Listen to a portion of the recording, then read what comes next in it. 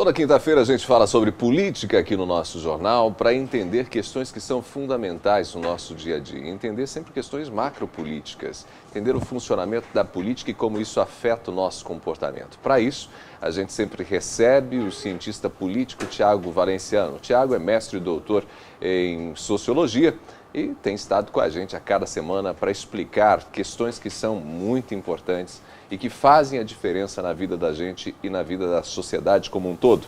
Hoje, nós temos um tema muito especial para você. Tiago, bom dia. Bom dia, Ronaldo. Bom dia a todos que nos acompanham nessa manhã. Bom, nós vamos falar hoje sobre um tema que eu considero extremamente relevante, porque a gente está vendo um cenário bastante preocupante em todo o Brasil. A impressão que dá é que o Estado brasileiro está quebrando. Nós temos o Estado do Rio de Janeiro numa situação bastante complicada. Ainda recentemente o governador Pezão falou que para o ano que vem ele vai ter dinheiro suficiente para pagar apenas 7 folhas de pagamento de 12 que ele deve pagar. No Rio Grande do Sul a situação não é diferente, por isso mesmo o Rio Grande do Sul já ameaça inclusive demitir servidores públicos. A gente sabe que há previsão legal para se demitir servidores públicos que podem perder a estabilidade na medida que o governo, que o Estado brasileiro não tenha condições de fazer o pagamento dessas pessoas, ou seja, por uma necessidade de ajuste. Mas afinal, por que isso está acontecendo? Por que a gente percebe que o Estado parece estar quebrando, Tiago? Olha, Ronaldo, é interessante que a gente vivenciou no Brasil, né, de 2000 para cá, desde do estabelecimento da Lei de Responsabilidade Fiscal, aquela filosofia do sábio e finado Benedito Cláudio Pinga-Fogo de Oliveira, né? Que era aquela filosofia do deixa quieto, deixa para lá, não vamos conversar sobre isso, isso é um problema, é um assunto aí meio complicado. E aí as pessoas foram deixando, e aí o que aconteceu com a máquina pública? Entrou em bancarrota, né? Não tem mais o que fazer.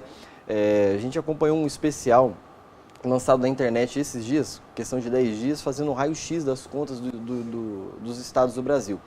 E tem 2 estados, Tocantins e a Paraíba, eles já passaram do limite previsto na Lei de Responsabilidade Fiscal para pagamento do servidor público. Se a gente somar a Previdência e o pagamento dos servidores no estado do Paraná, nós já estamos com 70% da folha comprometida. No Rio Grande do Sul, que é o pior caso do país, esse número chega a 91%. Então imagina só, Ronaldo, você ter 100% do orçamento do estado estabelecido anualmente, sendo que desses 100% do orçamento, 91% é só para pagar a máquina pública. E aí o que sobra para custear um remédio, um kit escolar, um pagamento de um giz para o professor poder dar aula, o combustível da viatura da polícia, enfim, não tem dinheiro para mais nada. Então a gente vai ter que passar a fazer 2 reformas essenciais da máquina pública brasileira. A primeira é a questão da Previdência. Não tem mais como manter a Previdência do jeito que está. A segunda, que já começou a acontecer, que a gente vem tratando aqui ao longo dos últimos meses, é a questão da reforma política. Mudar como é feito o sistema político do Brasil para tirar o privilégio da classe política, os privilégios que existem, principalmente no Senado e na Câmara dos Deputados, e aí depois a gente traz o Judiciário também com muitos privilégios, muitas pensões, muitos benefícios, auxílios, enfim, que a gente também tem acompanhado na imprensa. E por último, o que talvez seria a reforma principal, é a reforma da Previdência, para aí tentar começar a ajustar a questão da máquina pública do Brasil. Quer dizer, a gente precisa de reformas essenciais para que as contas públicas sejam reduzidas, e a reforma da Previdência é muito importante nesse processo. Mas eu gostaria de tentar entender contigo, Tiago, talvez você possa nos ajudar, por que a máquina foi inchando tanto ao longo dos anos? Porque quando a gente fala assim, olha, uma folha de pagamento hoje compromete 70% da arrecadação de um estado, ou até 90% da arrecadação de um estado, isso é um absurdo. Aquilo que a lei de orçamento, de diretrizes orçamentárias prevê, que o comprometimento não passe de pouco mais de 50%, na minha opinião, né, ela já é demais, né? Esse comprometimento de mais de 50% já é demais. A folha de pagamento, acredito eu, que deveria ser muito menor. O Estado deveria ser menor no que diz respeito a essa máquina, né? O número de servidores, o número de tantos órgãos que existem. Por que isso foi acontecendo? Por que foi inchando tanto? Será que a gente consegue entender?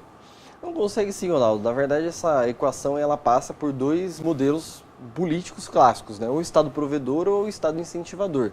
O Estado que dá tudo para as pessoas ou tenta regulamentar e auxiliar a vida das pessoas, arrecadando mais impostos e, consequentemente, trazendo benefícios para a vida do cidadão, ou aquele Estado que incentiva a iniciativa privada a ser parceiro do Estado.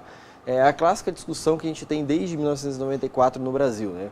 Ou adota o modelo neoliberal ou liberal de privatização, de concessão, de parceria público-privada, ou eu adoto o modelo em que o Estado passa a ter o controle das coisas e o Estado faz com que as coisas aconteçam. Porém, esse modelo que muitos tentam fazer meio que um misto, né? Olha, eu privatizo de um lado, mas seguro de outro em alguns serviços essenciais. Esse modelo foi crescendo ao passo que o servidor passou a ter muito direito e passou a ter bons planos de carreira, que também não deixa de ser um problema, né? Plano de carreira é essencial, até porque o servidor não tem a possibilidade de crescer tanto na vida pública a partir do que ele pode crescer na vida privada. Mas isso foi crescendo de tal maneira que a gente foi aumentando o número de servidores paulatinamente e o Estado não conseguiu mais dar conta dos salários, que é a maior questão. Porque quando você contrata o servidor público, você não vai contratar ele por 5, 10 anos, você vai contratar ele para a vida toda. Vai contratar o servidor até a morte. Então, contratar um servidor público é uma decisão muito importante no serviço público. Não é só abrir concurso e ir contratando. Significa que você está colocando dentro da máquina pública alguém que vai ficar ali, que vai usufruir da máquina, inclusive do ponto de vista de benefícios, até o final da vida. Não tem saída. E ao passo que você contrata o servidor, você não contrata o servidor sozinho. Você tem que dar estrutura para ele trabalhar. Então, se ele vai trabalhar no setor administrativo, você tem que contratar o servidor, mas tem que dar para ele um computador, uma mesa. Aliado a isso, vem o cafezinho, vem as despesas de limpeza, luz, internet, enfim. Tudo isso, a conta passa a ser maior, natural. Você tem mais gente trabalhando, consequentemente, o Estado vai gastar mais. Aliado a isso, você tem esse problema de que essa questão de que você vai contratar o servidor a vida toda. Ou seja, é uma conta que às vezes é meio ilusória, né? A gente faz lá um cálculo das despesas para contratar um servidor novo, porém o cálculo é muito maior do que aquilo que aparenta ser. E aí o Estado, a conta não vai fechar. É simples, né? O que a gente tem visto nos estados, nos municípios da região, a MUSEP, esses dias saiu uma matéria no jornal falando a respeito dos municípios da MUSEP, quem vai fechar em superávit, quem vai fechar em déficit, ou seja, quem está bem, quem está mal das pernas aí, mostra isso para a gente. As prefeituras, que para mim são as prefeituras de municípios pequenos, são as maiores reféns desse modelo que a gente tem hoje, de que o dinheiro vai para Brasília e não volta para o município, e quando volta para o município, volta pouco auxiliado, elas vão sofrer cada dia mais, né? Nós estamos conversando com o Tiago Valenciano, falando sobre política, tentando entender o que acontece hoje com o Estado brasileiro, que a gente percebe esse Estado quebrando, né? Porque a situação ela é bastante delicada em vários estados brasileiros, e mais do que apenas estados, mas também municípios e a própria União, que fecha esse ano, deve fechar esse ano com um déficit de cerca de 170 bilhões de reais. Mas, Tiago, quero voltar contigo a esse entendimento sobre o porquê que a máquina foi inchando. Você é cientista político e está muito próximo do poder público, acompanhando essa realidade. Dá para a gente dizer que essa máquina poderia ser mais enxuta? Tem serviços que poderiam, quem sabe, deixar de ser prestados pelo Estado, ser terceirizados, ser, quem sabe, feitos pela iniciativa privada? Porque a gente nota nitidamente que alguns serviços precisam ser feitos pelo Estado. Por exemplo, se você vai falar de uma rede de educação, a rede de educação, se ela é estadual, se ela é municipal, se ela é federal, ela precisa ser gerida, ter professores que são contratados pelo Estado, evidente, né? Postos de saúde, você tem ali o auxiliar de enfermagem, você tem ali o atendente, você tem um monte de gente que precisa ser do Estado. Mas a máquina não se resume basicamente a essas três áreas que a gente diria mais estratégicas, que é segurança, saúde e educação. A gente tem gente no planejamento, tem gente na contabilidade, tem gente em tantas áreas que a gente nem tem ideia. Só numa prefeitura como Maringá tem cerca de 11 mil servidores. Precisa de tanta gente para poder trabalhar dentro das máquinas públicas de um modo geral? Precisa e não precisa, né, Ronaldo? Acho que esse problema todo ele passa pela questão dos modelos que os governos foram deixando, que os governantes foram deixando ao longo dos anos. Então, entra o modelo, sai modelo, mas ninguém parou para pensar a cidade ou o Estado por si só. Ninguém parou para pensar de que a herança, o legado que eu deixo nos 4 anos que eu passo no poder vai ficar para a vida toda no município.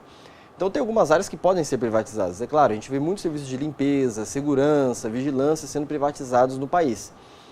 Porém, a questão agora, daqui para frente, saber lidar com esses servidores, saber ver de onde tirar dinheiro para conseguir acertar a questão dos servidores em geral e do sustento, do custeio da máquina pública e tentar criar um modelo a longo prazo. Não tem como mais pensar a máquina pública brasileira para 5, 10 anos, tem que pensar para 20, 30 anos para conseguir começar a amenizar esse problema, né? Essa questão de que está levando à falência os estados e vai levar muito em breve os municípios, se já não estão falindo com essa grande crise financeira que é mundial, não é exclusiva do Brasil. Quer dizer, a gente chegou a um momento crítico que é preciso repensar, não tem muito para onde fugir, né? Porque se deixar como está, a gente, para ver como é que fica, a gente vai afundar de vez, né? Não tem saída. A gente falou da reforma política, que é a primeira, dizem que é a mãe de todas as reformas, já começou a acontecer, já começou a melhorar de uns anos para cá.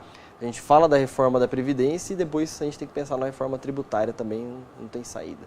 E a gente está falando dos servidores, mas é uma questão de se pensar também o tamanho da Câmara Federal e todos os seus servidores, do Senado, né, do Congresso de modo geral, assembleias legislativas. Quer dizer, o próprio Legislativo precisa passar por adequações, né? Existe uma proposta hoje falando de redução do número de deputados, porque quando você pensa em reduzir deputados, você reduz assessores e tudo isso essa máquina pode ficar mais enxuta. Tudo isso precisa entrar em debate. A grande questão é até que ponto nossos parlamentares estão dispostos a votar contra si mesmos.